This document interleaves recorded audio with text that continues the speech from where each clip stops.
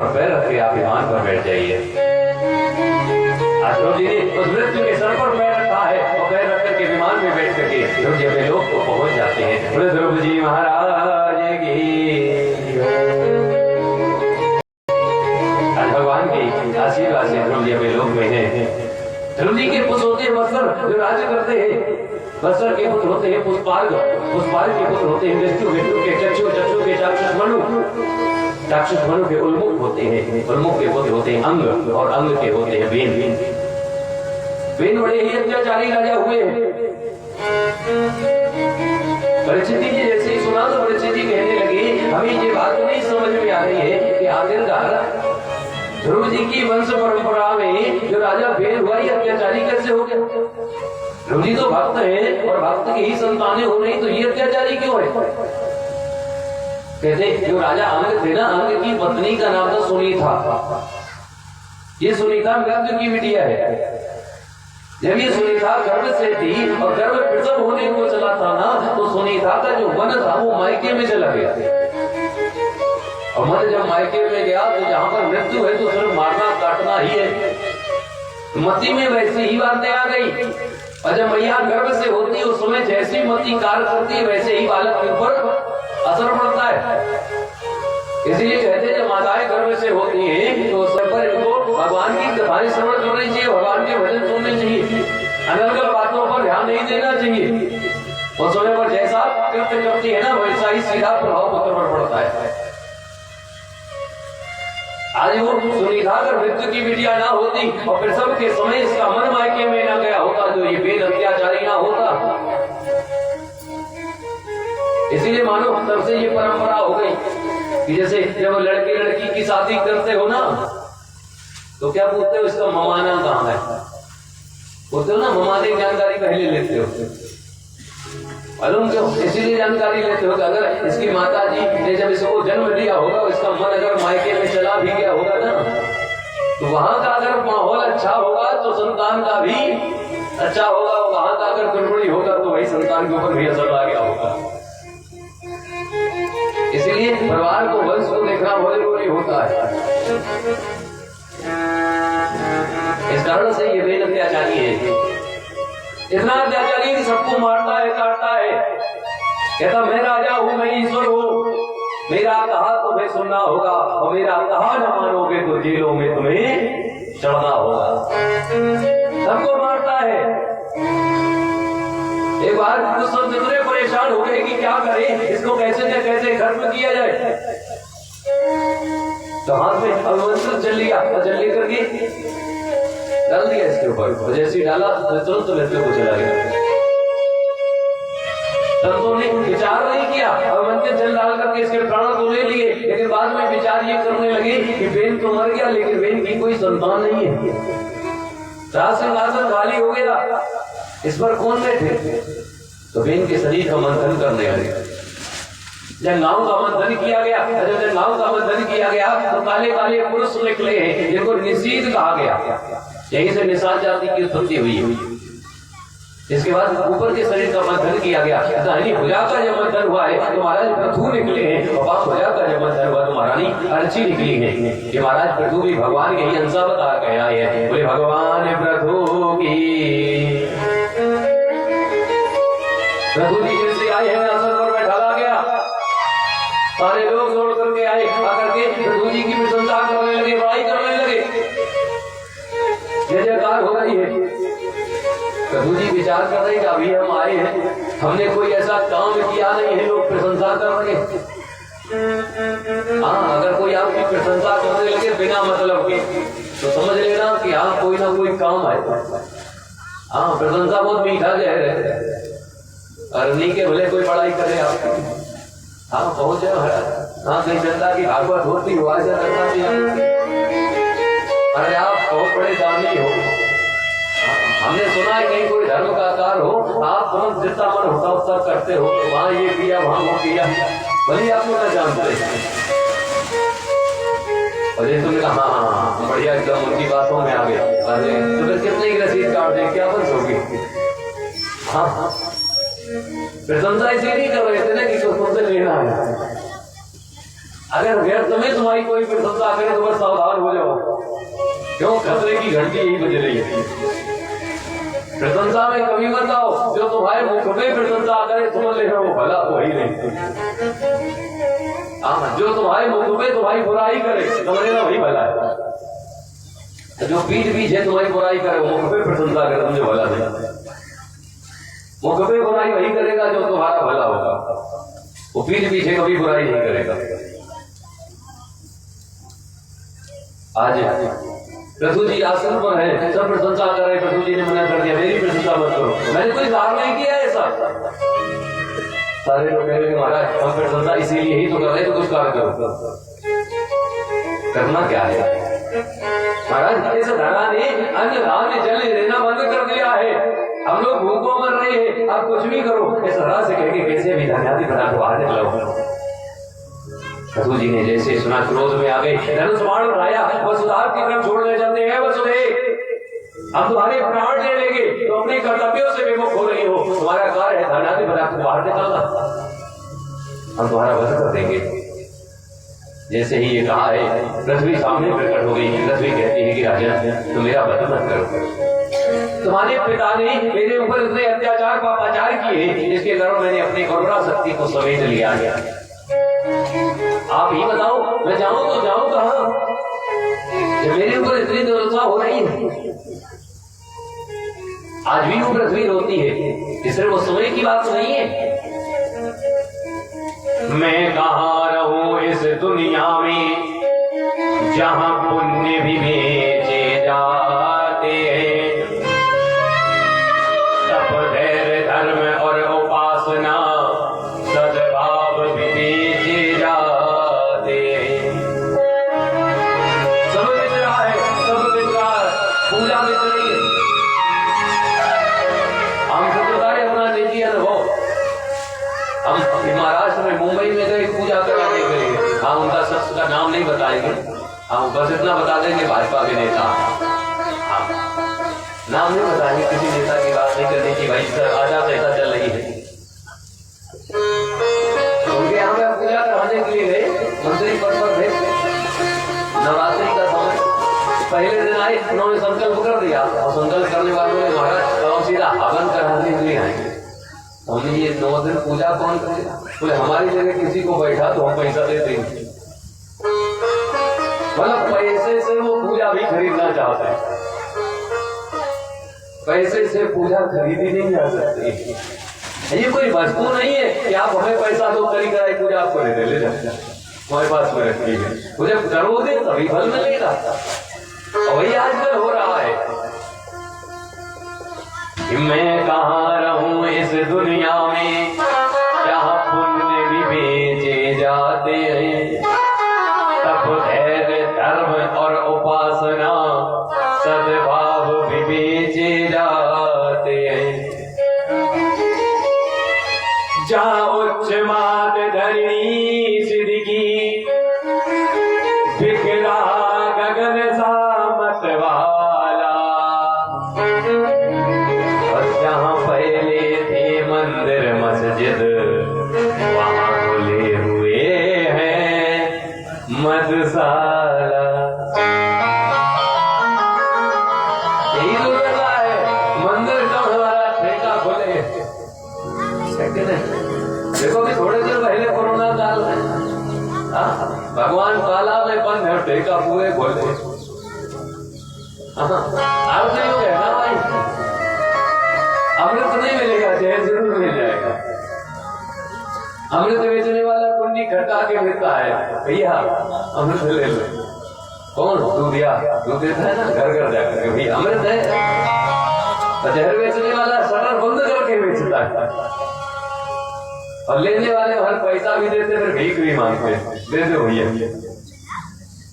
और दूधिया अगर टाइम से जल्दी आ जाए ना तो उसको हड़का के भगा देते हैं, क्यों? वो अमृत बेच रहा है। यही तो कलयुग है। ये कभी मदिरा का सेवन नहीं करना चाहिए। एक बार कथा ऐसी कह रहे थे, हम समझा रहे थे भैया मदिरा का सेवन नहीं करना चाहिए, तो एक मदिरा वाले भाई साहब जो बढ़िया एकदम रहते थे, वो कथा में ही बैठे सुन रहे थे। बोले महाराज जी इसकी इतनी बुराई न करो, तो भैया काहे के लिए ना करें, भाई खराब चीज है तो कहे। बोले नहीं इसकी इतनी बुराई नहीं, तो इससे फायदे हैं। भैया कौन से फायदे हैं? बोले से 3 फायदे हैं। कौन से 3 फायदे? बोले पहला फायदा है इसको जो पीते हैं ना उनको बुढ़ापा नहीं आता। अरे भैया पीने वाले को बुढ़ापा नहीं आता, हमें कुछ समझ नहीं आई। बोले महाराज जो पीते हैं ना और जो दिन रात पीते रहे, सुबह शाम बस पीने के अलावा कोई काम ना हो तो जवानी में टिकट घट जाएगा। बुढ़ापे तक जब पहुंचोगे तो आएगा ना, बुढ़ापे तक पहुंचोगे ना बुढ़ापा आएगा। जवानी में राम नाम सब चले गए महाराज। अरे सर दूसरा फायदा बताओ। बोले दूसरा फायदा ये है कि जो भी ये पीते हैं ना उनके घर में चोरी नहीं होगी। तो भैया कोई सर्टिफिकेट मिलता है क्या कि चोरी नहीं होती? बोले जो सिर्फ पीता रहे कोई काम ना करे तो थरिया लुटिया गिलिया सब बेचिया हो गए। हाँ जब जिसके घर में कुछ है नहीं तो चोर क्या करेंगे? झाड़ू लगाने जाएंगे। हाँ जब उसके घड़ी में कुछ नहीं है, अपना सामान घड़ी रखे तो उसके यहाँ चोरी नहीं होती। तीसरा फायदा कौन सा है? बोले उसको कभी कुत्ता नहीं काटता। हाँ पीने वाले को कभी कुत्ता नहीं काटता। भैया कैसे आप कह सकते हो? अच्छा जब आपने कहा कोई भाई साहब सुबह रात को आए 10-11 बजे 12 बजे पी करके, आप देखना कुत्ता कभी उनको काटेगा नहीं। हाँ आप साधारण आदमी देख लो तो दौड़ के खा ले पीछे से, तो वो बढ़िया वाले हो महाराज तो चले अगर कुत्ता देख भी लेगा ना चाहे जितना कट्टा हो तुरंत एक तरफ हो जाएगा। बड़े भैया आ रहे हैं, इज्जत करता है ना, ये सम्मान होना चाहिए कि अपने से बड़ा अगर आता है तो सम्मान करना चाहिए। तुरंत एक तरफ हो जाते आप जाइए आराम से। हाँ एक पैर पूरब में है एक पश्चिम में, आराम से चले जाए। जैसे सम्मान करेगा थोड़ा आगे बढ़े, आगे बढ़ के अगर गिर भी गए ना तो छोटा भैया अपना फर्ज भी निभाता, तुरंत पहुंच के हाल चाल पूछता भैया ठीक तो होगा। ये गारंटी है काटेगा नहीं, हाँ चाट भरेंगे। वो अलग पैसा है कि चाट सकता है तो करे भैया उठ जाओ, फिर काटेगा नहीं। अगर भैया बेहोश हो गए तो चल जाओ, उठो कैसे भी उठो। ये पीने वाले की मस्ती है, क्या करोगे? इनकी भी अलग कहानी है। जब पीने वाले एक ढक्कन अंदर जाती है तो भक्ति बाहर आती है। हाँ जैसे एक ढक्कन पिए, वहां देखो वेद वेदांत का घोष सुनो महाराज, कथा बढ़िया भागवत सुन ले। हाँ पंडित जी भेज ले, धर्म की बात है। एक ढक्कन जाते ही और जैसे दूसरा ढक्कन गया शक्ति बाहर। पहले भक्ति दूसरा शक्ति, हमसे बड़ा कोई कपड़ा वाहन नहीं है पूरे गांव में। इसको गाली उसको कहता चक्कर चाहे कुछ न पड़। अगर पूरी बोतल चली गई तो बैराग के बाहर। बैराग ऐसा कि घर द्वार की कोई चिंता नहीं, भूरे पड़े तो पड़े। हाँ कपड़ों की कोई चिंता नहीं, रुपए पैसा कोई चिंता नहीं, भूरे पड़े सो रहे, सर्दी भी नहीं लग रही। न लड़कों की चिंता न बच्चों की चिंता, बैराग की जगह। हाँ इनकी कहानी भी अजीब है लेकिन क्या कहना। हाँ क्या बताया जाए। मदरा बहुत खराब चीज है लेकिन आदमी इसी के पीछे भाग रहा है, इसीलिए पृथ्वी परेशान है। जहाँ पहले थे मंदिर मस्जिद वहाँ खुले हुए हैं मधुशाला। बिक रही हो समातिर कर की तारी सस बेचे जाते हैं। मैं कहाँ रहूं इस दुनिया में जहाँ पुण्य भी बेचे जाते हैं।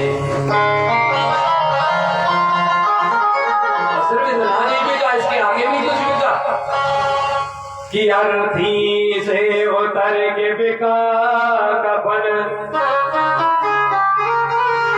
रमजान में जाते हो अर्थी लेकर के, अर्थी के ऊपर सफेद कपड़ा होता है, उसका फर को एक तरफ रख देते हैं। वहां के सफाई कर्मचारी उसका फर को उठा करके मार्केट में फिर बेच देते हैं। अर्थी से उतर के बिका कफन शमशान भी बेचे जाते हैं। ज्यादा पुरानी घटना नहीं, थोड़े दिन पहले बिक गए। एक अर्थी जलाने के लिए 10,000 रुपए आदमी ने दिए। क्यों? शमशान बिक रहे हैं, भूमि बिक रही है।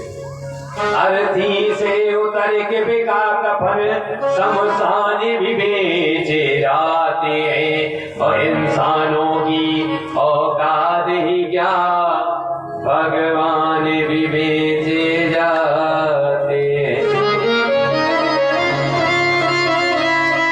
इंसान क्या है, आजकल भगवान बेच रहे हैं लोग। हाँ, कई भगवान खरीदने के लिए आते हैं, मार्केट में पहुंचे, ये कन्हैया जी कितने के दिए? क्या सामर्थ्य है भगवान को खरीद पाओगे? कभी नहीं। भगवान को तभी लेना है, अपने घर लाना चाहते हो तो वृंदावन में जाकर के देखना भगवान कैसे लिए जाते हैं।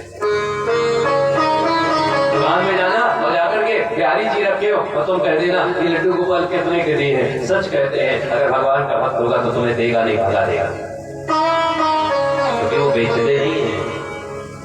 अगर वो देंगे तो सीधा पूछेंगे आखिरकार तुम बिहारी जी की कितनी निछावर दे सकते हैं। भगवान की हम निछावर दे सकते हैं लेकिन भगवान को खरीद नहीं सकते। लेकिन आजकल सोचते हैं भगवान को खरीद सकते हैं, भगवान को बेच सकते हैं, इसीलिए धरा परेशान है। सतवी कहती बताओ कहां जाए जब इतनी दुर्दशा है। सतवी जी कहते हैं तुम परेशान ना हो, मेरे राज्य में तुम्हें कोई कष्ट नहीं होगा, कोई पापाचार अत्याचार नहीं होगा, तुम अरुणा शक्ति को बाहर निकालो। सतवी कहते हम गाय बन जाते हैं, मेरा दोहन कर लो। महाराज मनु को बुला दिया गया, महाराज मनु बछड़ा बन गए हैं और बन करके आज कथू जी गए हैं, दोहन करते हैं जैसे दोहन करते हैं, सारे धान्यादि बनावट बाहर आ गई, ये पृथ्वी पहले जैसी सस सांवला हो जाती है। बोले भगवान प्रभु की। प्रभु जी राज्य करने लगते हैं, विचार करते हैं कि मुझे अश्वमेध यज्ञ करना चाहिए, तो 99 अश्वमेध यज्ञ करते हैं। 99 के बाद में 100वां अश्वमेध यज्ञ करने लगे और 100वां अश्वमेध यज्ञ कर रहे थे तो इंद्र को ये लगा कि ऐसा ना हो कि 100वां अश्वमेध यज्ञ कर ले और मेरा सिंहासन छीन ले। तो क्या किया जाए? इंद्र वहां से आया और अश्वमेध यज्ञ घोड़े को चुरा लिया और जैसे ही घोड़े को चुरा करके भागा है तो पृथ्वी जी के जो पुत्र है विश्वास, इन्होंने दौड़ करके इंद्र को पकड़ लिया, मारने लगे। भगवान ने देखा इंद्र मारे जा रहे हैं, भगवान लौट करके आए, आकर के पृथ्वी जी से कहते हैं कि अपने पुत्र से मना कर दो, इंद्र को ना मारे, जो तुम्हें फल 100 समय करके में मिलता हूं तुम्हें 99 में दे देंगे। वरदान मांगो, क्या चाहिए? मान के चलो भगवान जी आपके सामने आ जाए तो कहें वरदान मांगो, कब मांगोगे? देखो तुम्हारे 10-15 करोड़ रुपए मिल जाए, लड़का बच्चे की शादी हो जाए, ये तो मांगोगे? प्रभु जी ने मालूम क्या मांगा है? प्रभु जी कहते प्रभु अगर तुम देना चाहते हो ना तो मुझे 10,000 कान दे दो, रुपया पैसा घर द्वार सब मांगे। ये क्या मांग रहे? 10,000 कान। कान किस लिए होते हैं? कथा सुनने के लिए कि चश्मा रखने के लिए? क्या के लिए होते हैं? एक बार कथा कह रहे थे, हमने यही कहा कि भाई जो कान होते हैं वो कथा सुनने के लिए होते हैं। डबल एम ए पढ़े लिखे इंसान को बोलेगा नहीं महाराज ये कान जो होते हैं वो चश्मा रखने के लिए होते हैं। हमने कहा भैया कथा सुनने के लिए होते हैं, चश्मा रखने के लिए। हमने कैसे कह सकते हो? आप कोई प्रमाण है? बोले हाँ। अरे बताओ। बोले अगर ये कान ना होते तो चश्मा रखते कहाँ पर? फिर पड़ता नीचे। हाँ ये ना हो रख के देखो, रख पाओगे? नहीं रख पाओगे। एक तो महाराज अभी एक ज्ञानी कह रहे थे कि महाराज जी को पहले ही पता था कि कोरोना आने वाला है। हमने कहा कि तभी तो कान लगा दिए, अब ये कान ना होते तो मास्क का कान लगा दे, कि भले ठोक दे। ज्ञानी है, अपना अपना कुछ भी लगा सकते हैं। हमने कहा ये कैसे कह सकते हो ये रखा है ये कान इसलिए? बोले अच्छा महाराज जी बताओ, कान जो कथा सुनते हैं ये बाहर के कान कथा सुनते हैं, अंदर का पर्दा? हमने कहा भैया अंदर का पर्दा। बोले अगर बाहर के कट जाए सुनाना बंद हो जाएगा। हमने नहीं भैया सुनाता रहेगा। बोले अगर अंदर के फूट जाए बाहर के और बड़े हो जाए तो सुनाएगा? हमने कहा नहीं सुनाएगा। तो बोले फिर एक्स्ट्रा छज्जा निकाले का जरूरत थी? कोई जरूरत नहीं। अब लेंटर में नहीं एक्स्ट्रा बाहर निकाल देते हैं, जगह बढ़ जाएगी हमारी, तो एक्स्ट्रा ये फाउंडेशन की कोई जरूरत है? कोई जरूरत नहीं थी। तो काहे के नहीं लगा दिया? इसीलिए है ना कि चश्मा रख सको, सुन तो अंदर के काम रहे।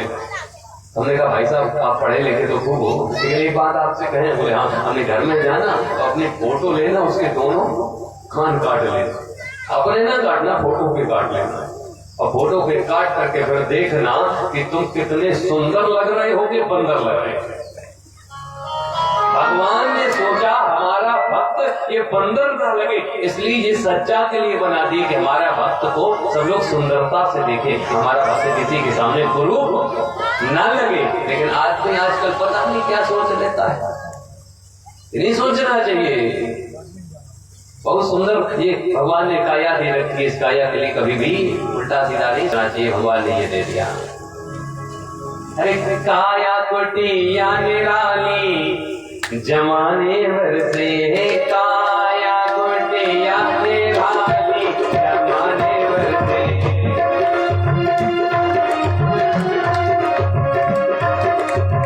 काया कुटिया निराली जमाने भर से,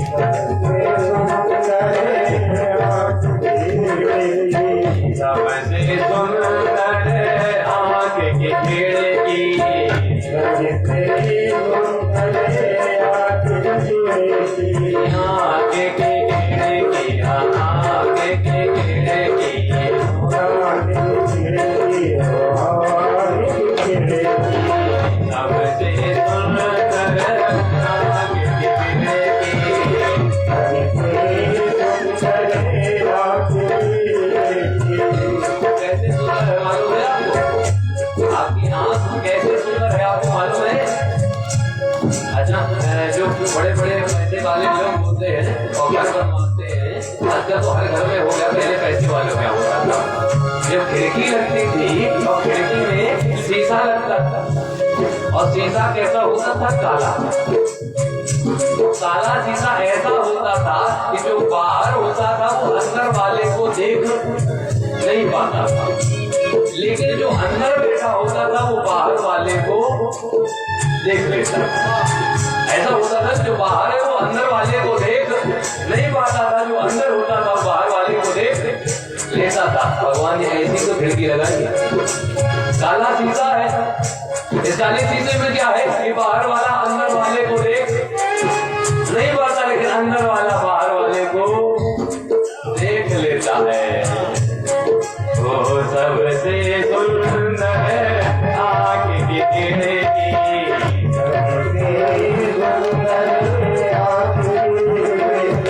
जिसमें पुतली काली जमाने पर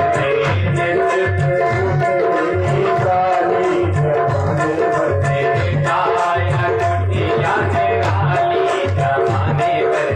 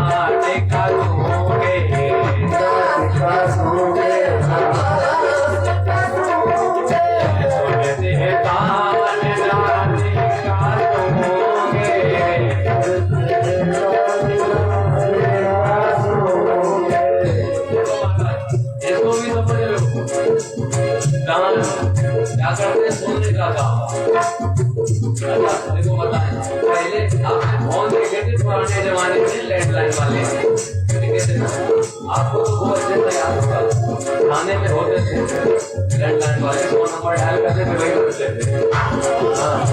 तो जो वो लैंडलाइन वाले फोन होते थे तो क्या होता था कि किसी घर में एक नहीं दो फोन होते थे, और जब दो फोन होते थे तो क्या होता था, नंबर एक ही होता था, नंबर एक फोन दो, एक उस कमरे में रखा और एक इस कमरे में रखा, और जब फोन आया तो घंटी दोनों में बजी। अब वो तुम्हारी इच्छा है, चाहे ये वाला उठा के हेलो कर लो तो बात हो जाएगी, वो वाला उठा के हेलो कर लो तो भी बात हो जाएगी। यही होता था ना, भगवान ने दो फोन दे दिए, दोनों में घंटी एक साथ बजती है, चाहो तो इससे सुन लो, चाहो तो इससे सुन लो। वे सुनते हैं कान नाचे का सुनते, सुनते कान नाचे का सुनोगे, नाचे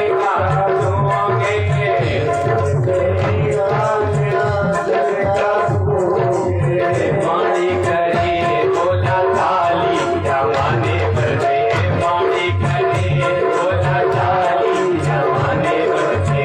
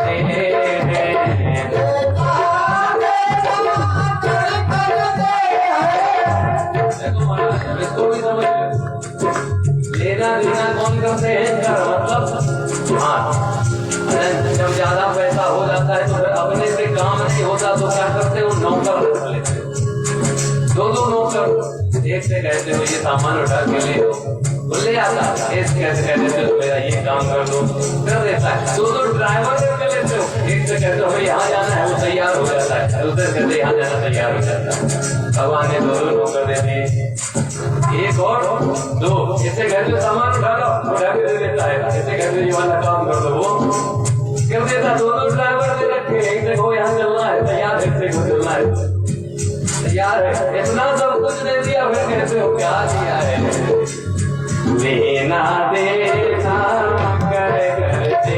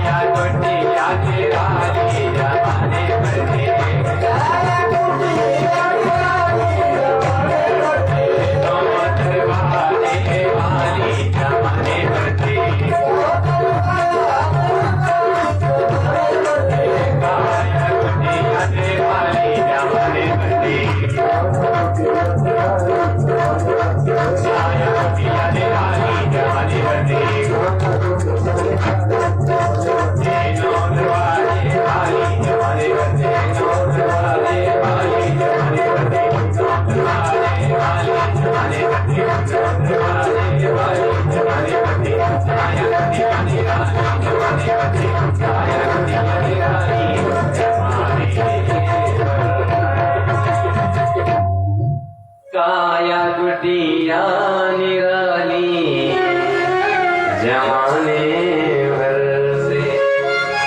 भगवान ने काया दी है और रंग को बनाया है, तो ये अंग किसी ना किसी फायदे के लिए ही बनाया है। उस अंग के लिए कभी भी मन में ऐसी भावना न लाओ कि ये भौतिक सुखों के लिए। भगवान ने हर अंग अपने लिए ही बनाया है, क्योंकि भगवान का जो नाम है वो 2 अक्षर से, और भगवान ने जो अंग दिए वो भी 2 अक्षर के। आंख, कान, नाक, मुंह, गाल, माथा, सर, पेट, हाथ, पैर, पीठ, अक्षर वही है। भगवान में वही अक्षर है, क्या है? राम और मान राम।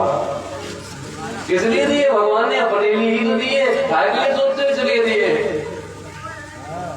आज 10,000 कान दे दिए भगवान ने, और प्रभु जी आज 10,000 कान से भगवान के सिर्फ भजन ही सुनते हैं, भगवान का नाम सुनते रहते हैं, और सुनते सुनते भगवान के नाम को चले जाते हैं। भगवान की प्रभु जी के पुत्र होते हैं विस्तास, विस्तास के होते हैं जनरल, जनरल के होते हैं प्राचीन वर्णी। राजा जो प्राचीन वर्णी है, इन प्राचीन वर्णी ने इतने यज्ञ किए कि इस धरा को कुशों से पाट दिया। पहले इस धरा का नाम था वसुधा, और जब कुशों से पाट दिया तो धरा का नाम पड़ गया कुशोत्पाटनी। इतने कुश, लेकिन इतने यज्ञ करने के उपरांत भी इनके जीवन में संतोष नहीं है। एक दिन की बात है कि ये राजा प्राचीन में नहीं विचार कर रहे थे संतोष कैसे आई, तब तक नारद जी का आगमन हो गया। नारद जी ने पूछा, राजन क्या बात है? प्राचीन लड़की कहने लगी कि नारद जी मैंने इतने यज्ञ किए हैं कि पूरी धरा को कुशों से पाट दिया, लेकिन जीवन में संतोष नहीं है, क्या वजह है? नारद जी कहते हैं तुमने जितने भी यज्ञ किए हैं, हर यज्ञ में तुमने पशुओं की बलि दी है। उन पशुओं की जो निर्मम हत्या की है, उसके कारण उनकी आत्माएं आकाश मार्ग में भटक रही हैं, जो तुम्हें चैन से जीने नहीं दे रहे हैं। पहले ये पशु बलि होती थी, अब ये पशु बलि नहीं होती। तभी से पशु बलि का विधान बंद हो गया। और जब ये यज्ञ होता है उसमें दधिमांस बलि दी जाती है, दही और उड़द की दाल में। उड़द की दाल को मांस की श्रृंखला में रखा गया है, इसीलिए कभी भी धार्मिक अनुष्ठान में उड़द की दाल का सेवन नहीं किया जाता है। पहले पशुओं की बलि होती थी, और पशु बलि किसकी? बकरे की। और पशु बलि होनी थी तो फिर बकरे की जरूरत क्या थी? शेर की दे देते, वो भी तो पशु है ना। ये बकरे की इसलिए वो कुछ कर नहीं सकता है, वो सीधा होता है। और शेर की भी कहीं छूट गया तो यजमान की बलि हो जाएगा हमारा। बकरा छूट गया तो दोबारा पकड़ लो। सिंहों की न बलि देत देखा कभी, बकरे बलिदान चढ़ाए गए। बलवानों का बाल न बांका हुआ, सदा निर्बल यहाँ पर सताए गए। भगवान से कोई नहीं डरता है, निर्बल को दुनिया सताती है। कोई ताकतवर उससे कोई नहीं उलझेगा, निर्बल है तो परेशान करते रहो। कोई भी हो, सीधा हो, बस परेशान किया जाएगा। दुनिया सीधे से ना जाओ, कुछ नहीं तो आप एक उससे कील से देख लो। लकड़ी बनाने वाले होते दरवाजा बनाते हैं, कील को रखेंगे, ठोकेंगे, जो कील टेढ़ी हो जाएगी निकाल के तरफ हो, जब तक वो सीधी रहेगी तब तक दबाते रहेंगे, जब तक वो पूरी दब नहीं जाएगी। प्रमाण है सीधे को सब दबाते हैं। सर्पों को दूध पिलाया गया, केंचुआ बंसी में फंसाए गए। सर्पों को दूध पिलाते हो, नानपन में देखो महाराज लिए भरते पी लो। अब दूध पिलाओ चाहे मोटा चाहे घी, उनका काम पड़ गया, देंगे तुम्हें जहर। इसके अलावा मिलेगा कुछ नहीं, ये पक्की बात। पकड़ते क्या हो, केचुआ देखा है, खेत में हो जाए तो क्या करता है, और उसका क्या करते हैं मछुआरे लोग, बंसी में फटा करके नदी में डाल देते हैं, अब वो मारा जाता है। क्यों? वो सीधा है, सर्प टेढ़ा है तो दूध पिला रहे हैं, केचुआ सीधा है तो क्या कर रहे हैं, नदी में डाल रहे हैं। सर्पों को दूध पिलाया गया, केचुआ बंसी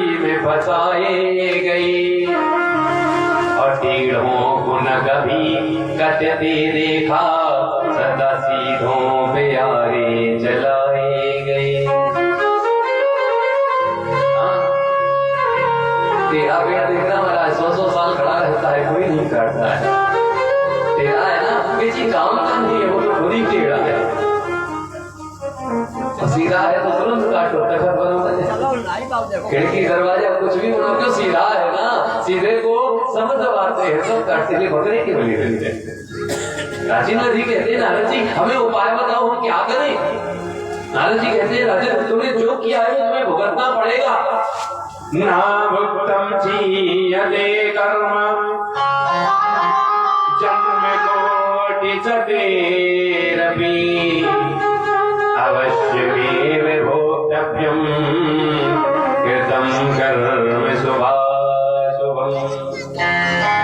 जो जैसा करता है उसको वैसा भोगना पड़ता है, ये शाश्वत सत्य है। कोई ये कहे हमने ये किया में भोगना नहीं पड़ेगा, हो नहीं सकता। एक बार एक युवक जा रहा था, वो जाते जाते उसने क्या देखा, एक आम का बगीचा था। आम के बगीचे में आम को देखा तो मन में भाव आया कि हमें आम चाहिए। विचार करने लगा आम लेने जाए कैसे, क्योंकि आंखों ने देखा, आंखों का मन है कि हमें आम चाहिए, तो कैसे जाए, आंख जा नहीं सकती। तो आंखों ने पैरों से कहा भैया हमें आम चाहिए। पैर बोले भैया हम चले जाते हैं। पैर चले गए, पैर आम के वृक्ष के पास में पहुंच गए। पैरों ने आम से कहा भैया हम ले तो आए लेकिन हम तोड़ नहीं सकते, मेरे पास हाथ नहीं है। तो पैर ने हाथों से कहा भैया तुम तोड़ दो। हाथों ने कहा भैया हाथों ने आम तो तोड़ दिया। जैसे तोड़ा हाथ बोले भैया तोड़ तो लिया लेकिन हम खा नहीं सकते। तो कौन खा सकता है, कोई मुख खा सकता है। हाथ ने मुख से कहा भैया तुम खा लो। मुख ने खा लिया, तो बोला भैया खा सकते लेकिन हम स्वाद नहीं ले सकते। स्वाद कौन ले सकता है, रसोना। रसोना से कहा भैया स्वाद ले लो। रसोना ने स्वाद ले लिया। जैसे रसोना ने स्वाद लिया, रसोना बोली हम स्वाद ले सकते लेकिन रख नहीं सकते। रख कौन सकता है, कोई उधर से कहा भैया तुम रख दे। उधर ने कहा ठीक है। पैर पहुंच गए, हाथ ने तोड़ लिया और मुख ने खा लिया, स्वाद ले लिया रसोना ने, और उधर ने रख लिया। और जैसे ही उधर ने रखा है तब तक क्या हुआ कि बगीचे का मालिक चला गया। जैसे आया उसने देखा कि आम खा रहे हैं, उठाई एक लाठी, एक लगाई पीठ में। ऐसे ही पीठ में लगाई, पीठ बोली भैया मेरी कौन सी गलती थी। देखा आंख ने, गए पैर, तोड़ा हाथ ने, चखा मुख ने, स्वाद लिया रसना ने, रखा पेट ने, और पीठ। बोले भैया मेरी कौन सी गलती है, हमने क्या किया। जैसे ही कहा आंख बोल पड़ी भैया गलती मेरी है। देखा हमने है, पिटे जरूर तो हो, मैंने गलती की है तो रोए हम हैं। कैसे भी सजा मिलनी पड़े, सजा उसी को मिलेगी जो गलती करेगा। आंख ने देखा था तो भगत आंख को पड़ा कि आंख को रोना पड़ा है। ना भुक्तम क्षीयते कर्म जन्म कोटि सतेरपि अवश्यमेव भोक्तव्यम् कृतं कर्म शुभाशुभम्। राजेंद्र कहते हैं नारद जी बताओ करे तो करे क्या। नारद जी कहते तुम्हें हम कथा सुनाते हैं। किसकी कथा। आसीद पुरंजनो नाम राजा तस्या विख्यात नामासी सखा विज्ञाचेष्टितः। एक राजा हुए जिनका नाम है पुरंजन। ये पुरंजन राजा का एक मित्र है जिनका नाम है अभिज्ञात। एक बार राजा पुरंजन अपने अभिज्ञात मित्र के साथ में भ्रमण करने के लिए जा रहे थे। रास्ते में क्या देखा, एक 9 दरवाजे का महल है। विचार करने लगे कि हमें महल में जाना है। अभिज्ञात मित्र से कहा मुझे जाना है। अभिज्ञात मित्र कहता न जाओ, अगर जाओगे तो मुझे भूल जाओगे। पुरंजन कहते कुछ भी हो मुझे जाना है और हम जाकर रहेंगे। आज अभिज्ञात अज्ञात मित्र की बात नहीं मानी, 9 दरवाजे के महल में चले गए। 9 दरवाजे के महल की सुरक्षा को 5 फन वाला नाग कर रहा है जो दिन रात जगता है।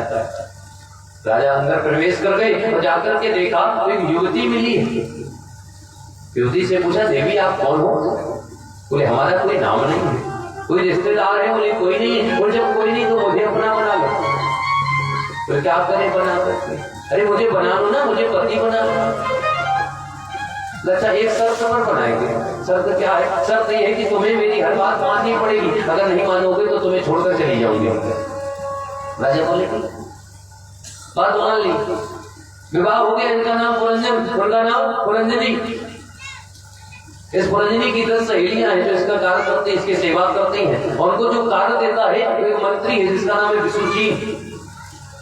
राजा आराम से रह रहे हैं, लेकिन इसी महल के बाद एक चंडवेद नाम का राक्षस रहता है। उस राक्षस ने देखा कि महल के अंदर कोई रहने लगा है, तो उसने क्या किया कि महल को लूटना चाहता है, तो 720 सैनिकों के द्वारा आक्रमण कराया, जिसमें 360 गंधर्व है, 360 गंधर्वियां आक्रमण कर दिया।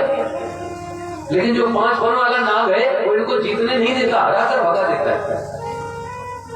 चंडवेद तो लूटना चाहता है, क्या करे? जरा नाम की राक्षसी को भेज दिया।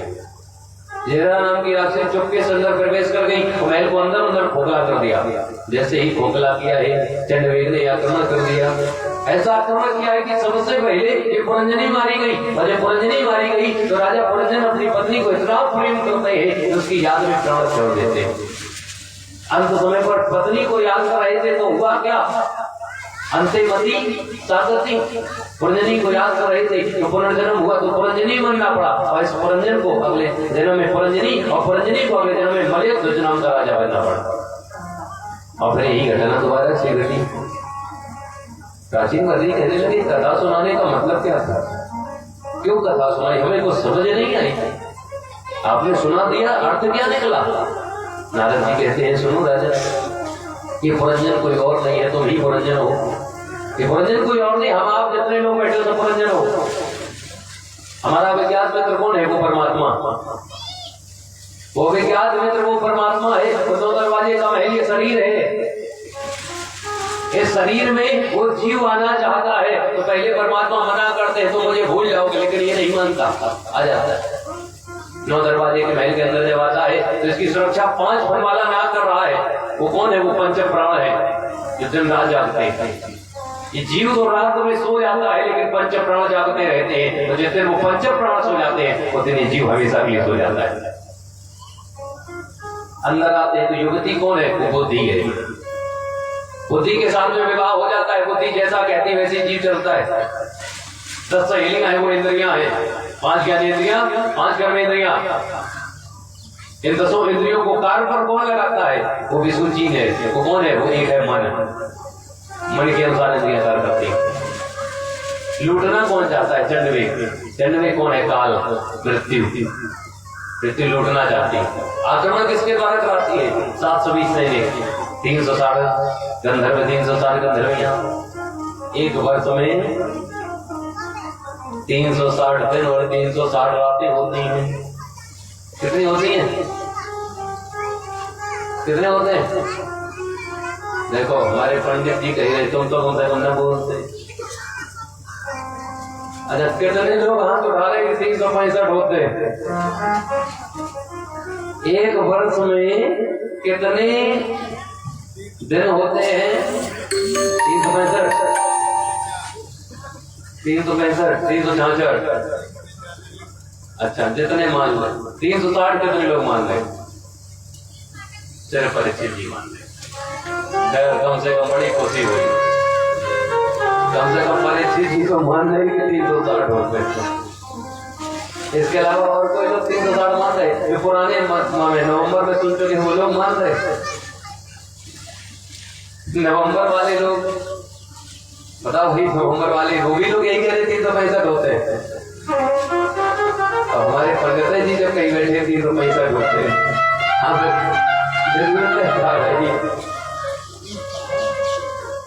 360 दिन ही होते हैं एक वर्ष पर।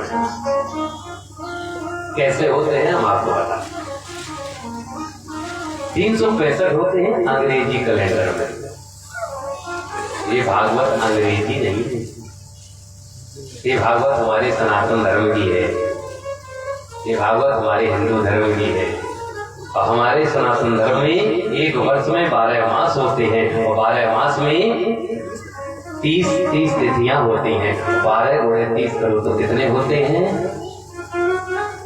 360 होते हैं। एक वर्ष में 360 ही होते हैं, 365 हमारे हिंदू धर्म में नहीं होते। ये हम नहीं कहते कि नहीं होते, हमारे हिंदू हमारे सनातन धर्म में नहीं होते। ये द्वेष आप लोगों को दोष नहीं है कि आप लोग ये बात नहीं समझ रहे हो 365 360।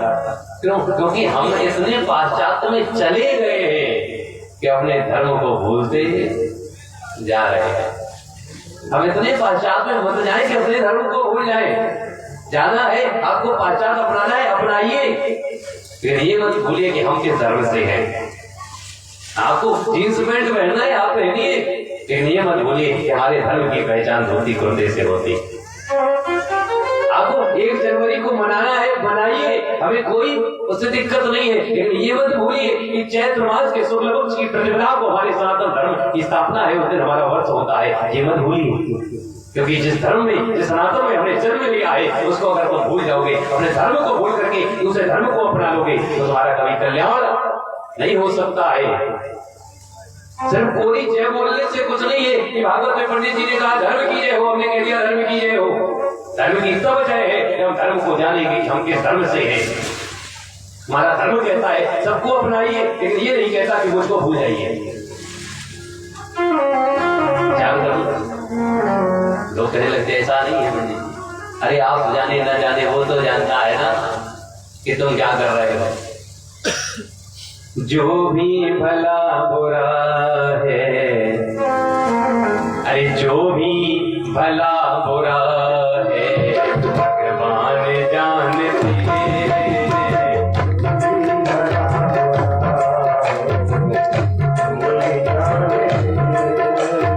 जो भी भला बुरा है, भगवान जानते हैं।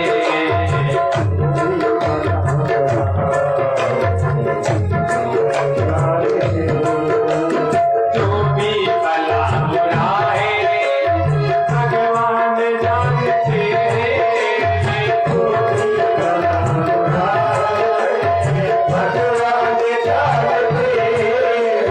भगवान जानते हैं, मेरे श्री राम जानते हैं।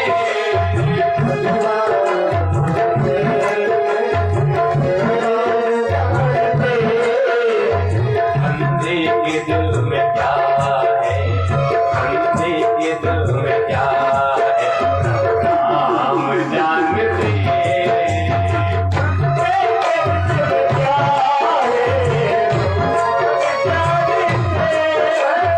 जो भी भला बुरा है, भगवान जानते हैं।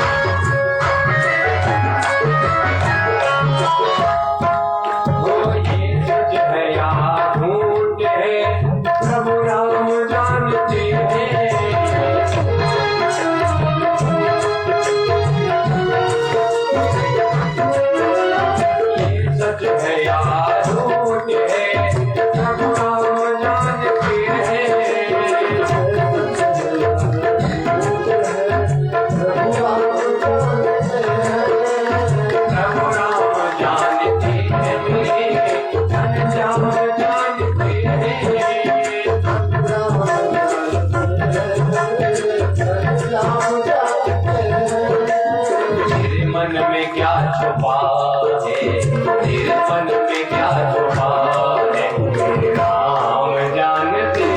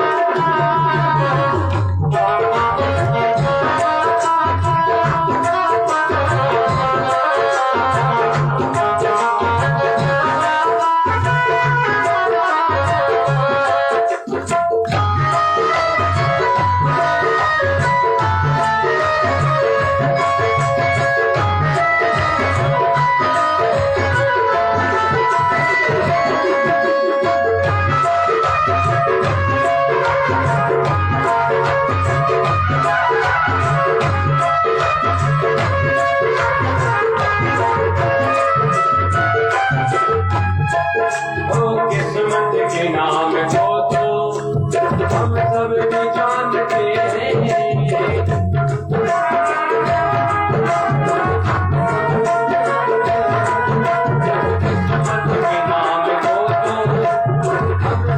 जानते हैं। किस्मत के नाम को तो हम सब भी जानते हैं। हम सब भी जानते हैं, हम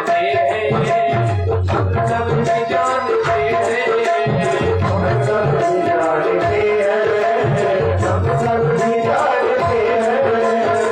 किस्मत में क्या लिखा है, किस्मत में क्या लिखा है, मेरे राम जानते हैं।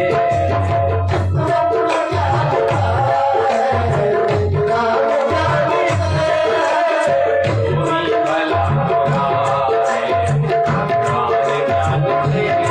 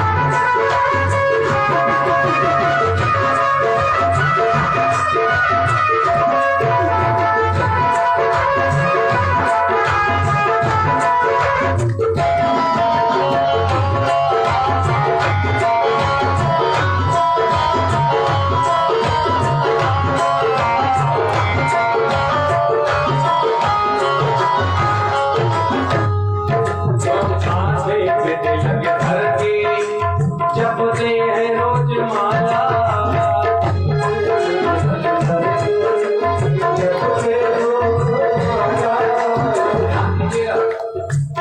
ये भजन या ये सीख सिर्फ आप ही लोगों के लिए नहीं है, ये सीख हम लोगों के लिए भी है।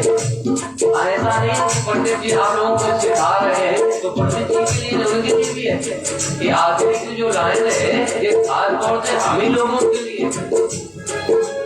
माथे पे तिलक करके जपते हैं रोज माला,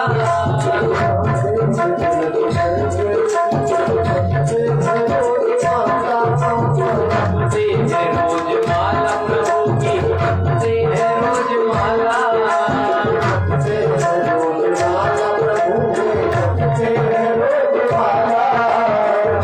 तिलक लगा लेते हैं लंबा चौड़ा, माला जय राम राम राम। लेकिन वो क्या क्या जप रहा है, वो क्या क्या जप रहा है, मेरे राम जानते हैं। वो क्या क्या जप रहा है, बंदे के दिल में क्या है, मेरे राम जानते हैं।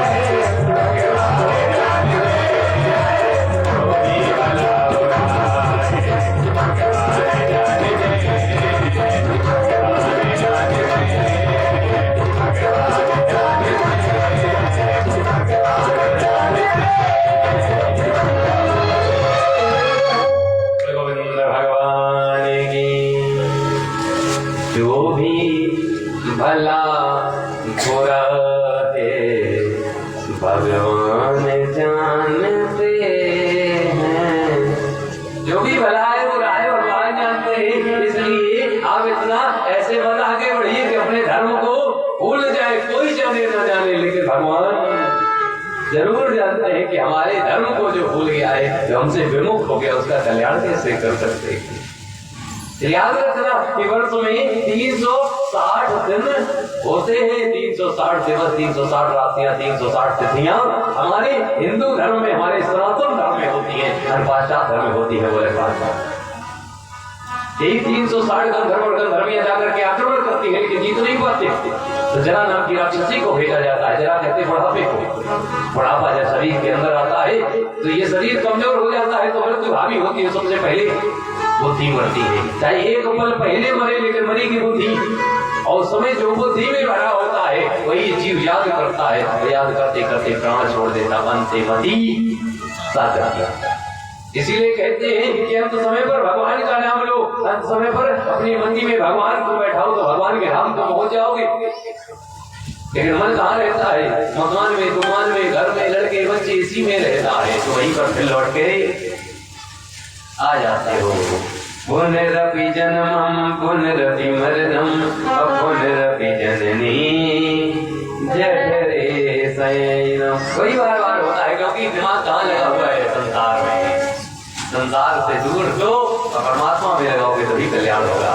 जैसे राजीव बद्री को यह बात बताइए, राजीव बद्री ने इसका भाव से भगवान का भजन किया है, भजन किया है, तो भगवान के धाम को पहुंच जाते हैं। भगवान की यहाँ पर भागवत जी के पंचम स्कंद विराम लेता है और उत्तानपाद का जो वंश था वो यहीं पर विराम हो जाता है। इसके बाद में जो वंश चलता है वो वंश प्रारंभ होता है प्रियव्रत जी का। प्रियव्रत जो कि महाराज मनु की दूसरी संतान। देखिए उत्तानपाद के नाम से भी कुछ अर्थ निकलता है, तो प्रियव्रत जी के नाम से भी कुछ अर्थ निकलता है। प्रियव्रत, प्रिय मतलब अच्छा, व्रत मतलब माताएं जानती होगी ना, व्रत का मतलब उपवास। हाँ, कई उपवास नवरात्रि में रहते हो, कोई 16 सोमवार रहता है, अलग अलग रहते हैं। हाँ, कोई जो आ रहा है अलग अलग अपने प्रदोष का व्रत, यही है ना व्रत। व्रत कैसे? वही सुबह उठो, चाय, आलू, इसी को तो व्रत कहते हैं। वैसे देखा ये काहे महाराज हमेशा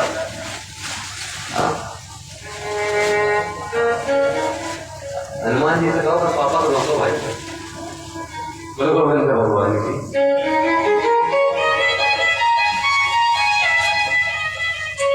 हाँ, इनका जन्म होने वाला है ना थोड़ी देर बाद, तो भैया अपना दिखाने लगे प्रभाव थोड़ी देर बाद हम आने वाले हैं। 49 गुणों की उत्पत्ति होगी ना, तो भाई आने वाले हैं, तो भाई अपना अपना दिखाने लगे प्रभाव कि हम भी बोले गोविंद भगवान की। चर्चा कर रहे थे व्रत की। व्रत किसको कहते हैं? हाँ, आज का तो व्रत है, महाराज व्रत किए और व्रत जिस दिन व्रत की है और दिन भर तो जो कुछ खाई खाई है, शाम को बस एक दुपट्टा ले लिया या रुमाल ले लिया, माथे में बांध लिया, काहे के लिए सर्वगत हो रहा। क्यों? व्रत किए है उपास से। तो स्वामी जी कहीं कुछ खा लेते ना, व्रत वही सर्वगत हो रहा तो कुछ खा लेते, तो क्या खा लेते? उन्हें कुछ खाया है वो। यहाँ क्या सुबह उठे, नहाए धोए, पूजा करी, चाय बनाई, बढ़िया चाय और आलू तल लिए, मूंगफली मखाने आराम से खा ली। उसके बाद अरे कुछ सेव रखा तो वो काट के खा लिया, मैगी काटा था हलवा बना के खा लिया, गुट्टू काटा के पकौड़ी बना करके खा ली, एक गिलास दूध पी लिया, चाय बना ली, इसके बाद चिप्स खा लिया, थोड़ी मिठाई रखी थी वो ले ली, तो शाम हो गई, अब चाय बनाने जा रहे हैं। जैसे कहा स्वामी जी बोले, जब दुनिया का तमाशा तो खा गए, अब हमको और खाओगे का? हाँ, जब व्रत है तब चालू मखाने, मूंगफली के दाने, मिठाई, मेवा सब चली गई, फिर भी सर दर्द हो रहा है। जब व्रत नहीं है तो सुबह तो भूल गया, खाली शाम को तो भूल गया, खत्म काम। व्रत इसको नहीं कहते। व्रत का मतलब है प्रतिज्ञा, प्रतिज्ञा, संकल्प, संकल्प का मतलब हम भगवान के लिए कर क्या सकते हैं, हम भगवान के लिए क्या कर सकते हो, ये व्रत है। हम भगवान के लिए नमक आज नहीं खाएंगे, हमने ये त्याग कर दिया, इसका मतलब ये थोड़ी है कि हम नमक नहीं खाएंगे लेकिन 1 किलो मिठाई खाएंगे, ये व्रत थोड़ी है। हमने भगवान के लिए आज अन्न का त्याग किया है, हम अन्न का सेवन नहीं करेंगे, अन्न का सेवन तो नहीं करेंगे, लेकिन हम कुट्टू को आटा पकौड़ी ये सब खा जाएंगे। ये मतलब थोड़ी व्रत का, व्रत का मतलब है जो हम व्रत में भोजन करते हैं उसका त्याग करें, इसका मतलब है इसके अलावा और एक्स्ट्रा कुछ खा जाए। व्रत किस बात का है? भगवान के लिए हम कितना त्याग कर सकते हो इस बात का हम संकल्प ले सकते हैं, वही प्रिय व्रत है। कभी भी व्रत करो तो ऐसे ही व्रत करो ना। लोग बात तो व्रत इसीलिए करते कम से कम एक ही दिन में खाने को मिल जाए। तो जब व्रत खत्म हो जाए तो कोई दिक्कत नहीं है, 7 लोग इकट्ठी हो जाए 2.5 ग्राम दाल। हाँ समझ गए होगे ना? हाँ ज्यादा नहीं कहेंगे, है ना? कल से इधर की भीड़ खत्म हो जाए बोले गोविंद भगवान के। वैसे आप लोगों का काम बढ़िया है, हम लोग का खराब है। हाँ आप लोग कर रहे हो कहा दिक्कत है। 7 लोग मिल के बैठ जाओ, 7.5 ग्राम मंगा ले, खा लिया करो। ये लोग स्वागत ना करें, हम लोग स्वागत कर ले। बोले गोविंद भगवान। इन लोगों का काम बढ़िया रहता, चखा चक चलने दो। इसको नहीं कहते हैं, कहते हैं कि भगवान के नाम पर हम त्याग करना कर सकते हैं। जी है जिनके पुत्र हैं आग्नेय है नाभि के ऋषभ देव जी। ऋषभ देव जी की 100 संतानें। एक बार ऋषभ देव जी ने अपने 100 संतानों को बैठाला और बैठाल कर पूछने लगे कि पुत्र हमें ये बताओ कि भगवान ने तुम्हें शरीर किस लिए दिया, ये मानव का जन्म क्यों मिला है? 100 पुत्र कहने लगे पिताजी हमें ये जो शरीर मिला है ये सुखों का उपभोग करने के लिए। इससे पहले जितने भी योनि में जन्म लिया ना दुख कष्ट मिलता रहा, इसमें सुखों का उपभोग करना है। ऋषभ देव जी ने सोचा अगर ये सुखों के उपभोग में रहेंगे तो इनका कल्याण नहीं होगा। ऋषभ देव जी ज्ञानोपदेश देते हैं, नायम देहो देह भाजानां नृलोके काष्ठान कामानर्हते विन्न भुञ्जाय तपो दिव्यम्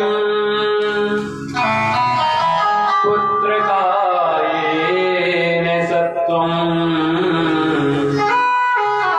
शुद्धेति ब्रह्मशोक्यं तुनन्दम्। हे पुत्र नायो देहं देहो देह भाजानां, ये जो देह में ये ना ये भाजानां ये भोगों के लिए नहीं है तो किसके लिए? तपो दिव्यम, तप करो भगवान की ब्रह्म की उसके सुख में जाओ, ब्रह्म की पूजा करो।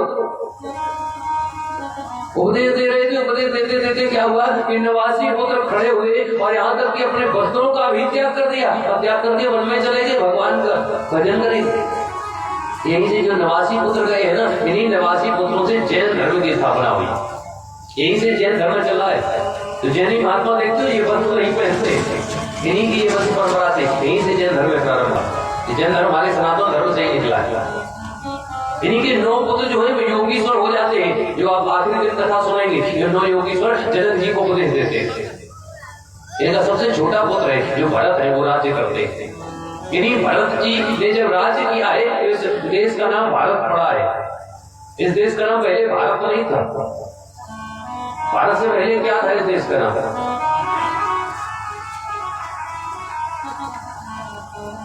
इस देश का नाम भारत से पहले आर्यभट्ट नहीं था, आर्यभट्ट और पहले थे। आर्यभट्ट के बाद में कुछ और नाम है, उसके बाद कुछ और नाम। इससे पहले हम शायद बताए थे, पुराने श्रोताओं को शायद याद होगा और वैसे भूल जाते हैं लोग। इस देश का नाम पहले था अजनाब खंड। जब भरत जी राजा हुए थे इस देश का नाम पहले था अजनाब खंड, और जब भरत जी राजा बने तब इस देश का नाम पड़ा है भारत। आर्यभट्ट और पहले देश का नाम भारत पड़ा। देश वैसे भाई भारत में 3 भरत हुए, लेकिन इस देश का नाम भारत अगर पड़ा है तो इन्हीं भरत से पड़ा है। लेकिन जब ये अपना राज्य करते रहे और चौथे पुत्र की तरफ जाने को आए है ना, तो उन्होंने सोचा, पिताजी ने कहा कि भगवान का भजन करना है, तो घर छोड़ दिया। कहाँ पहुंचे? गंडकी नदी के पास में पहुंचे हैं, दामोदर कुंड है, उस कुंड के पास में कुटिया बना ली है और भगवान का भजन करने लगे। दिन रात भगवान का भजन करते, सब मोह माया छोड़ दी। फिर एक दिन क्या हुआ कि ये भजन कर रहे थे, भगवान के नाम की माला चल रही थी, और उसी समय पर होता क्या है कि इनकी आश्रम की बारी सिंह के दौड़ने की आवाज सुनाई पड़ी। उन्हें सोचा पता नहीं क्या है, निकल के बाहर आए तो देखा क्या है, नदी के उस छोर पर देखते हैं कि कुछ हिरणों का झुंड भागा चला जा रहा है, उसके पीछे पीछे एक सिंह दौड़ रहा है। सिंह इन हिरणों को पकड़ना चाहता है, जैसे ही छलांग लगाई है तो हिरण इनसे सिंह से बचने के लिए आज गंडकी नदी को छलांग लगा के पार करने लगे। और हिरणों के झुंड में एक मादा हिरणी है जो गर्भ से है, उसने जैसे ही छलांग लगाई है तो उस नदी में उसका गर्भ प्रसव हो जाता है, इसका बालक जो है वो नदी में डूबने लगा। भरत जी माला कर रहे थे, सामने हिरण के बालक को डूबता हुआ देखा है तो हाथ से माला छूट गई और छलांग लगाते थे गंडकी नदी में, और हिरण के बालक को निकाल के बाहर गए। हाँ, संसार को छोड़ा था भगवान के लिए, आज भगवान को छोड़ दिया संसार के लिए। बालक को लेकर के आए कुटिया में, रख लिया, दुलार करने लगे, भोजन कराते हैं, उसके साथ में खेलते हैं, भगवान का नाम बंद कर दिया और हिरण के बालक के चारों तरफ घूमने लगे। माया में पड़ गए। धीरे धीरे ये हिरण का बालक बड़ा हुआ। एक दिन इस हिरण के बालक ने हिरणों के झुंड को देखा तो विचार करता है कि जिसके साथ रह रहे ये 2 पैर वाला है, सामने ये 4 पैर वाले है, ये मेरे प्रजाति की लगते हैं। चला गया भाग कर। हिरण जैसे भाग करके जाता है, भरत जी रोने लगते हैं, बालक रुक जाओ, बालक रुक जाओ, मुझसे प्रेम करते हैं, बालक रुक जाओ। लेकिन ये हिरण का बालक आ गया, भरत जी इतना प्रेम करते हैं तो उसकी याद में अपने प्राण त्याग लेते हैं। तो हुआ क्या, अंतिमति एक मृगा के कारणे भरत धरी मृगदेह, तुलसी उनकी कागती जिनको सब मैंने। विचार करना, एक हिरण में नेह किया, हिरण बनना पड़ा। आजकल कुत्ता में, बिलैया में, तोता में, खरगोश में, किसमें हो जाए। हाँ, आज तोता पाले हो तो तोता में है, कल कुत्ता पाले हो तो कुत्ता में है। हाँ, अंत समय पर क्या हुआ, चले सुबह याद करते रहे तोता कुत्ता, तोता कुत्ता। हाँ हाँ हाँ, जन्म मेला तो क्या हुआ, चोंच लग गई तोता की, मूंछ लग गई कुत्ता की, मिक्स वाले बन जा। यही हो सकता है क्योंकि आजकल सब मिक्स तो है, मिक्स के अलावा तो कुछ है नहीं, सब मिक्स है ना। स्त्री समझ में आए ना पुरुष, हाँ कहीं नहीं समझ में आता। पुरुष दाढ़ी मुझे सब खत्म करना है, समझे नहीं आता स्त्री है कि पुरुष है। बेटियां देखो बढ़िया जींस पैंट पहने बाहर खत्म, पीछे देखो समझ में आने लड़का है, पुरुष मिक्स है ना, समझ ही नहीं आता है। कारण क्या है मिक्स का, खाना मिक्स है, रहना मिक्स है, सब मिक्स है, मिक्स तो है। खाना भी मिक्स है ना, खाते हो ना मिक्स, मिक्स की सब्जी, मिक्स वेज, सब चीजें मिक्स कर लो। जो चीजें थोड़ी थोड़ी घर में बचे, आलू टमाटर मटर जो भी है सब मिक्स कर लो, खा लो। खाओ तो मिक्स, रहो तो मिक्स, न्योता में खा जाओ तो मिक्स। एक इतना बड़ा पात्र लिया, ऐसे खाते हो, इतना बड़ा पात्र लेते हो, उसी में दाल, उसी में सब्जी, उसी में चावल, उसी में पूड़ी, उसी में रायता, उसी में रसगुल्ला। देखो तुलना करके आपको पता है, आगे याद रखना, ऐसा नहीं करना। आपके दरवाजे बंदे होंगे ना, देखे होंगे बंदे, क्या पानी के अंदर है क्या? चलो फिर जल्दी जल्दी लेकर चलते हैं। आपके दरवाजे देखोगे ना, काले काले बंदे होते, उनकी इतनी बड़ी नादी होती, उसी में भूसा, उसी में पानी, उसी में दाना, उसी में हरियाली, सब उसी में, और सब मिक्स। हमारा इतना बड़ा बर्तन सब रखे, सब मिक्स।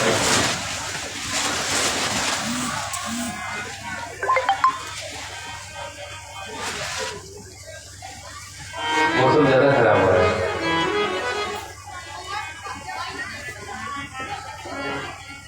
अगर ना बचाओ एकदम भागने लगे, पानी गिर रहा है क्या ऊपर, आपको ऐसे ना भागने लगे।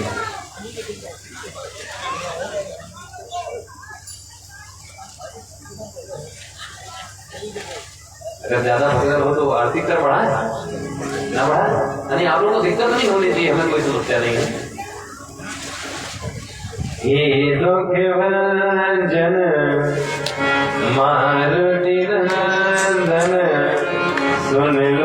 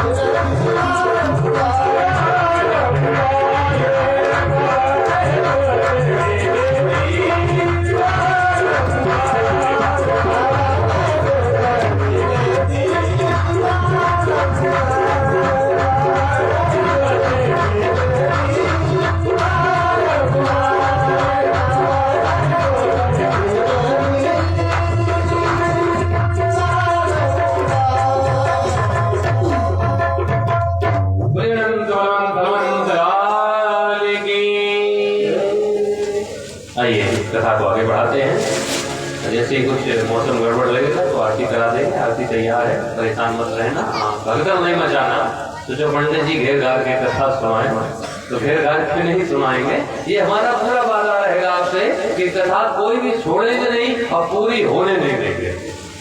ये पक्की बात है, कोई भी छोड़ेंगे नहीं और ये भी पक्की बात है कि पूरी होने भी नहीं देंगे। बोले गोविंद भगवान। तो कहाँ कथा सुना रहे थे, याद है कुछ कि भूल गए थे? भूल गए थे। पवन खुद व्यक्ति आरंभ में टिकते थे, भूल गए। ऋषभदेव जी के पुत्र है। अच्छा, एक मृगा के कारण भरत धरी मृगदेह, तुलसी उनकी कागती, जिनको सब मैंने।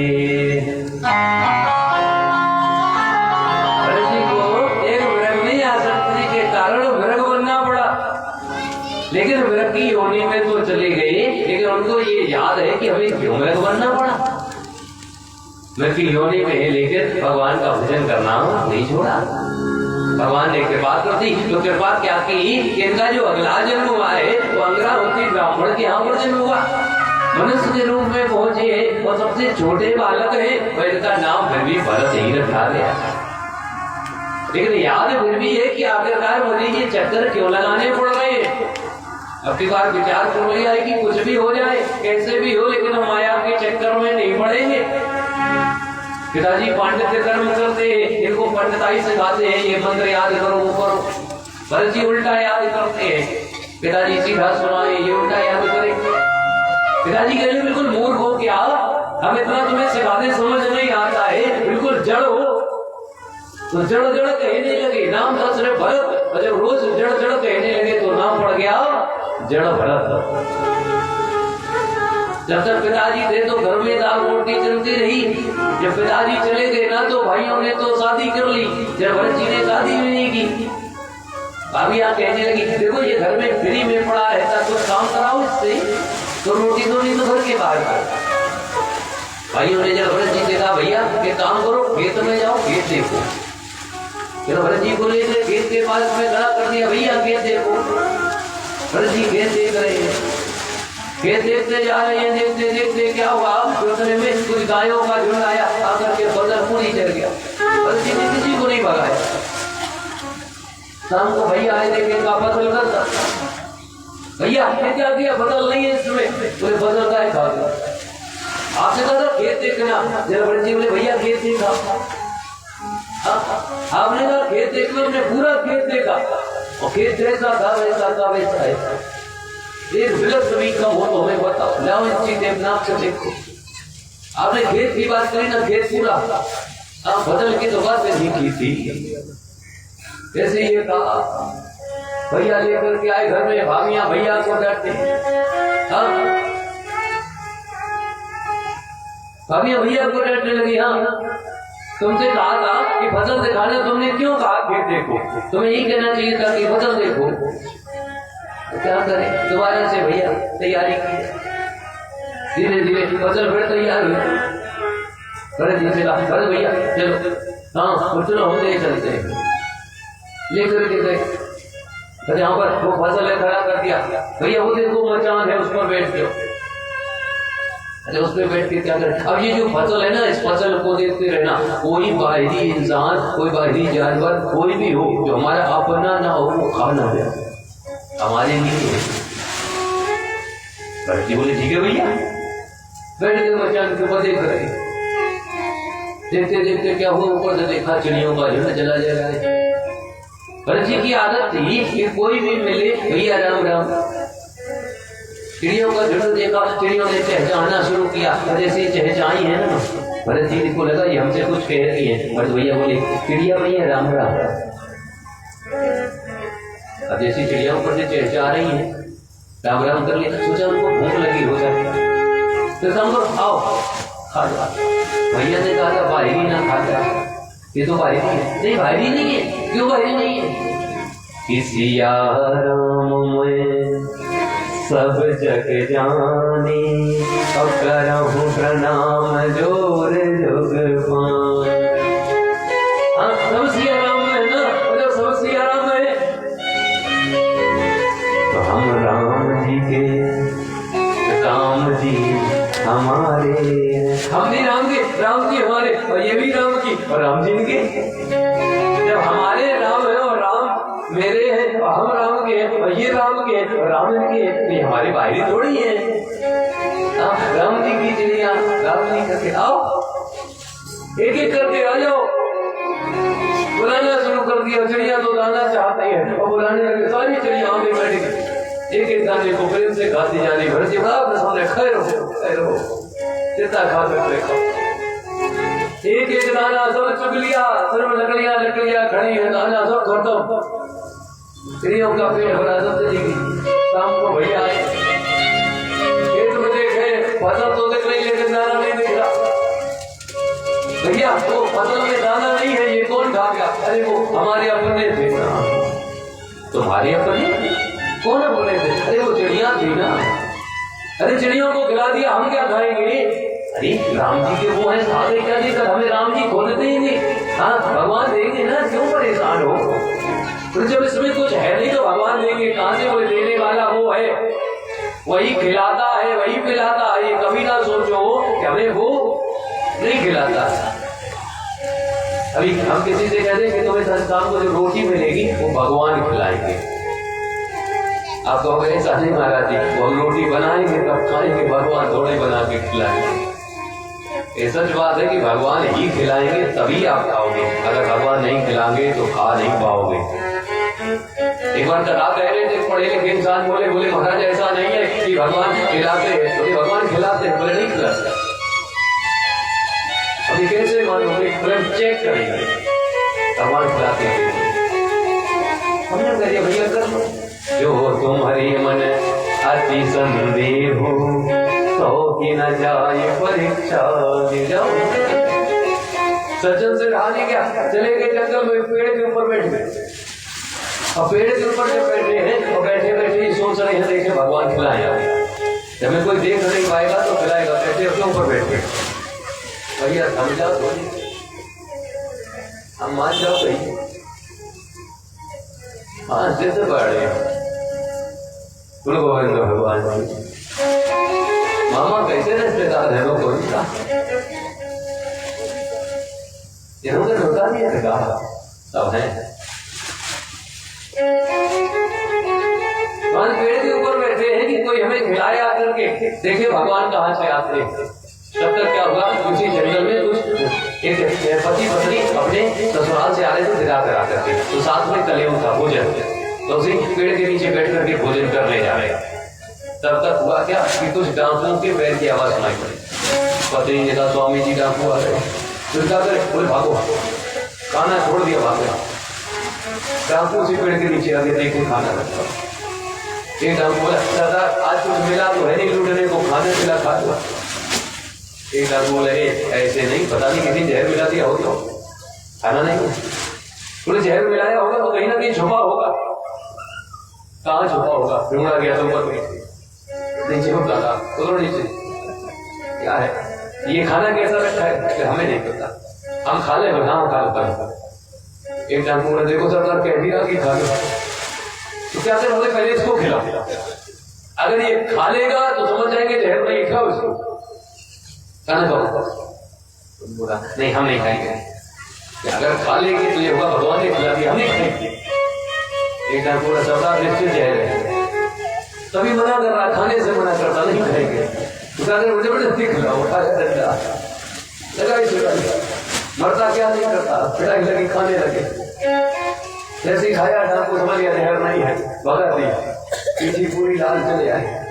पंडित जी सामने पड़ गए, हाँ कहो यजमान ठीक हो, कहाँ गए थे? परीक्षा ले आए परीक्षा, हाँ ले आए।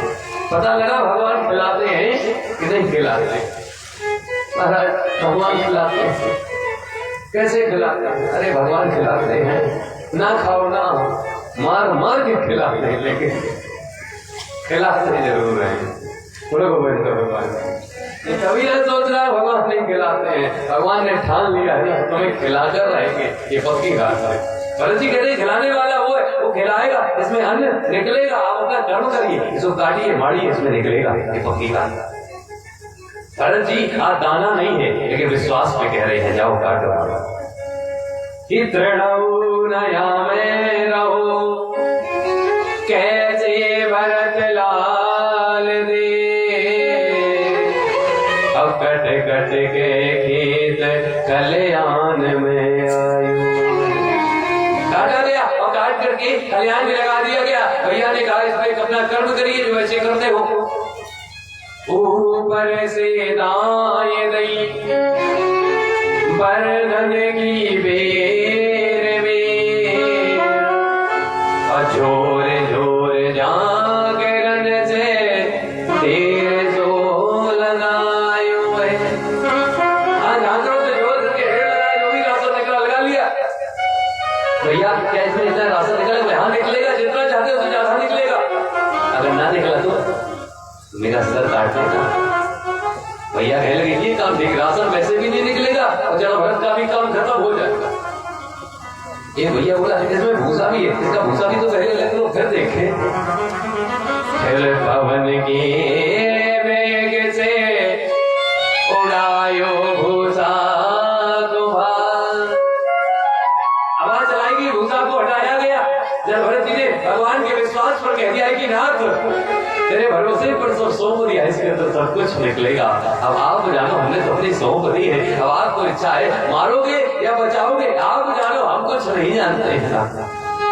जब भरत जी वहां से गए, भगवान के सामने बैठ गए, हाथ जोड़कर कहते हैं कि प्रभु दुनिया ने मुझको नहीं अपनाया, सबने मुझको ठोकर मारी है, सिर्फ आपके सारे मेरे कह दिया इसमें राज निकलेगा नाथ, बस आपसे विनती करते हैं। जब भरत जी कह रहे प्रभु जमाने की खाई है ठोकर हजार, जमाने की खाई है ठोकर हजार, सहारा तेरा